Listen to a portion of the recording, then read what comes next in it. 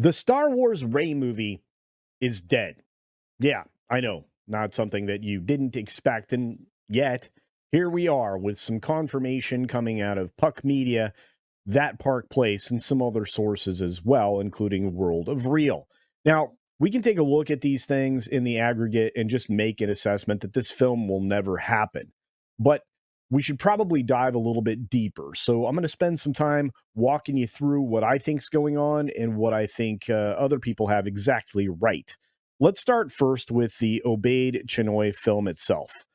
There's a report in from Puck Media, Matthew Bellany, who says that Daisy Ridley and Charmin Obaid Chinoy's new Jedi Order screenwriter has left the project. That's right. And you know what? For good reason. The feedback he was probably getting on his scripts was probably not very good for like I said, for good reason. From the article, a report from Matt Bellany at Puck claims that Stephen Knight, who had been tapped to write the film after Damon Lindelof and Justin Britt Gibson were dumped from the project, is off of the new Jedi Order film project, which I guess is still the title they're working with. I think that's a terrible name, and especially after some of the stuff that's been revealed in American government recently, but whatever, I'm going to leave the politics out of it. Baloney added that Lucasfilm is now hunting for a new writer on the new Jedi Order, which is almost certainly means the film will not be ready for the December 2026 release slot. Of course it wouldn't be. We all knew this. If they hadn't started rolling cameras by the end of this year or the beginning of next, this thing was toast, and rightfully so. In fact, across the board, I would suggest that Star Wars is actually dead. Nobody's interested in the new project. Skeleton Crew will be fine for a kids show. But is anybody really going to watch the Andor season 2? And if so, how many? Because we've been finding that these numbers that are seemingly inflated by a lot of the other guessers out there, probably using parrot analytics and other things on top of it, have not necessarily been correct. I mean, Samba's correct for what they measure. Luminate's probably okay for what they measure. But when you get the Nielsen ratings directly from Disney, these numbers are not good. And again, as we've shown before, and I have a video right up here talking about the fact that the shill media is wrong about these numbers and all of that. The Nielsen data is real.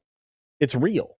When it comes out, it's Disney Plus has Nielsen built into it. And unless you specifically go in as a consumer that you somehow knew that you're being measured, you automatically opted in one of those lovely TOSs that Disney doesn't tell you what's in them. I mean, they do, but who's going to go spelunking through an hour worth of reading before they sign up for a trial for some kind of a product? It's dumb, and it needs to be eliminated from the consumer market, but that's a whole other video together. Looking at this, though, I'm going to say that I'm not surprised that this film is toast and that the writer left. I mean, nobody was satisfied with what would have to be done in order to bring this thing back to life. And the report comes following Daisy Ridley claiming that things are evolving. No kidding. With the film during a screening of her recent film Magpie, which I didn't bother to see. I continue to be very excited. There will be an update soon. Okay, well, here's your update. Film's dead. As far as Knight being off the project, this is not surprising. Back in September, Scooper and entertainment analyst WDW Pro, one of my pals here, speculated that Knight had moved on given he'd announced that he plans to open up a studio in Los Angeles to film Peaky Blinders. Well, there you go. And of course, that did kind of kill things. I suspected and supported Pro's position at that point, thinking this thing is deader than dead, and I wasn't wrong. You don't open a studio, try to produce your own film project, and write a script for a terrible film. I mean, because we all know this was going to be a terrible film. At the time, Knight told the BBC, I'm going to open Digbeth Lock Studio here where people can go and look at what we're doing, see pictures, decks, and video of what's happening so people in LA can experience what we're doing at Digbeth. Following this report, WDW Pro speculated he's wrapped up opening studios. That's no small endeavor, which I agree, it's enormous.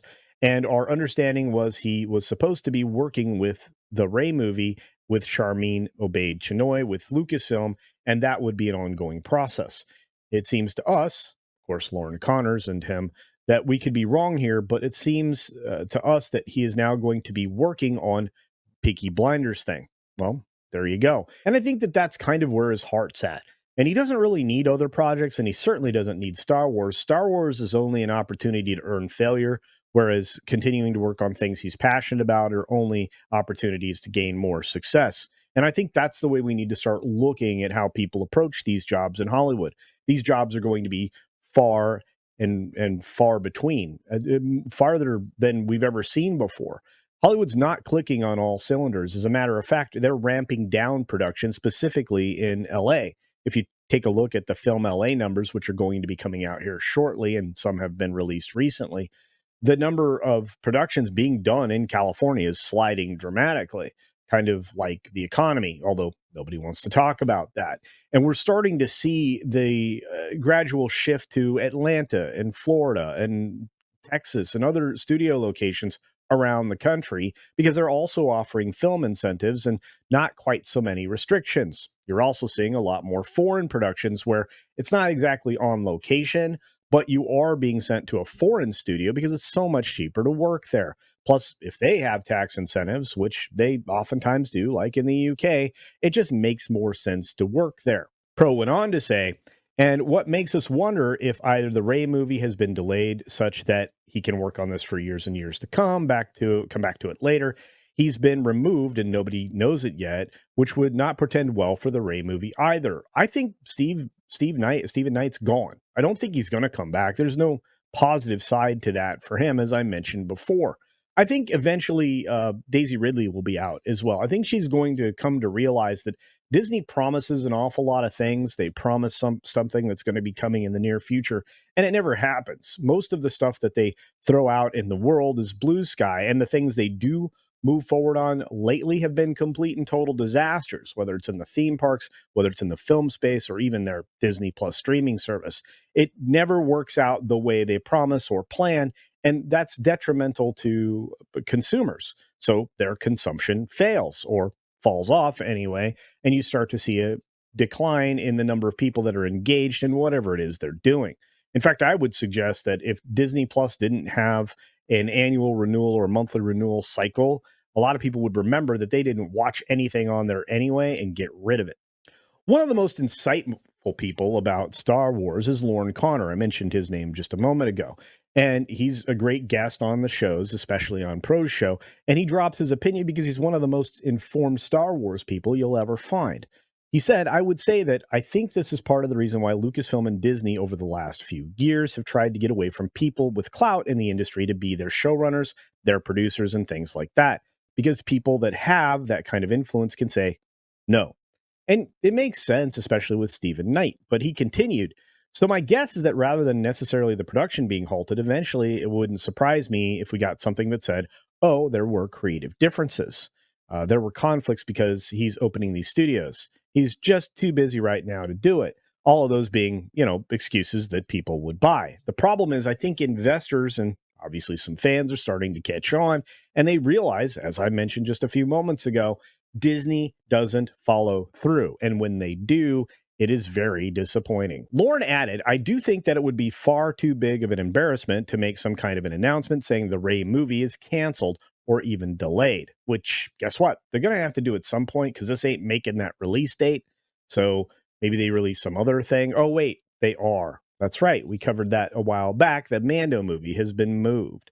So he continues, my suspicion is they will find lots of ways to creatively delay it because right now they're holding their breath and they're trying to figure out how do we get out of this hole we've dug ourselves.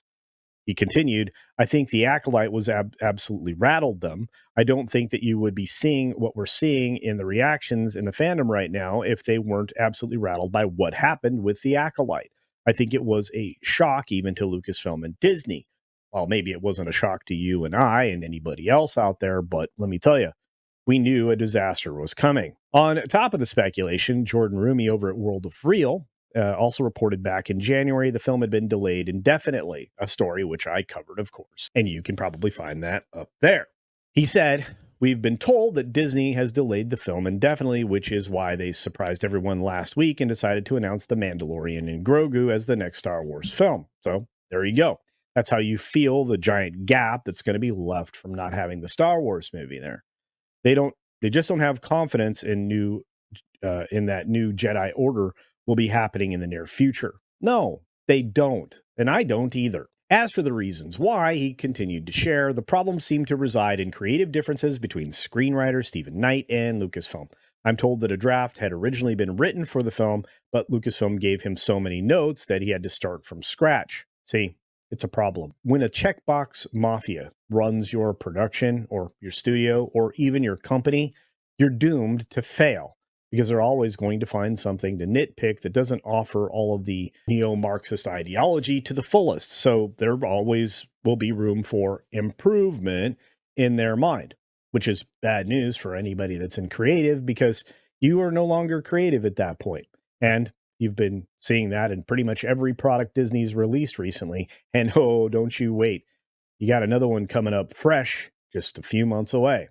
According to Rumi, Knight's frustrations just have grown. He's put Star Wars on the back burner and is now focused on the screenplay for his Pinky Blinders movie, which I'm sure he's completed, which is supposed to go into production in the fall. Yes, it is. In fact, I think it's actually in production. I'm not sure. Double check on that. There are also rumblings that Lucasfilm might replace Sharmeen Obaid Chinoy. Jeff Schneider, during a appearance on the Hot Mic show, that Sean Levy, the director of Deadpool and Wolverine, might replace her. Well, we've talked about that as well on multiple shows that I've been on. And would that surprise anybody? No, other than the fact that Sean Levy's incredibly busy.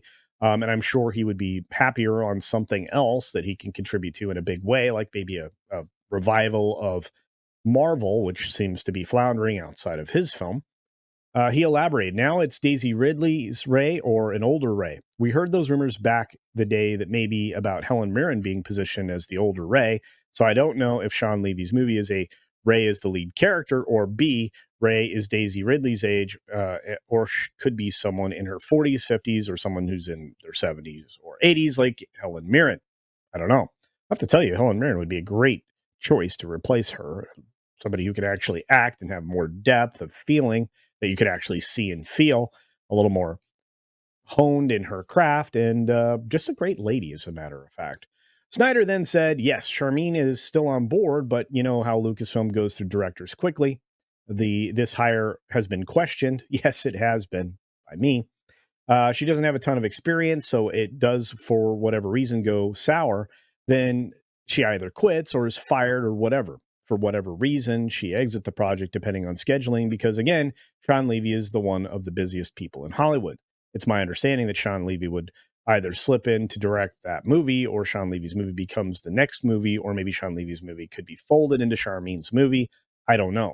Well, I hope something changes because it's the only way it might have some appeal to the audience, is going back to something that looks and feels like Star Wars and just isn't just the essence of Star Wars in name only. At the end of the day, I think this movie's dead. I don't see it going anywhere, and I don't think Disney does either. I think the director, the star, and anybody else that's involved is probably being a little more honest with themselves, saying this thing won't happen because the tide is turned against the womanism movement that we've had for so very long, and the audiences are not there. The male audiences walked away because once again we took a boys brand and turned it into a princess brand, and consistently across the board, when that's done, it just slides downhill quickly. And I think we're at the bottom of the hill for Star Wars, although we'll see how things work out with the Andor second season. But at this point, you need to put Star Wars on a shelf, go back to the original characters, liven them up,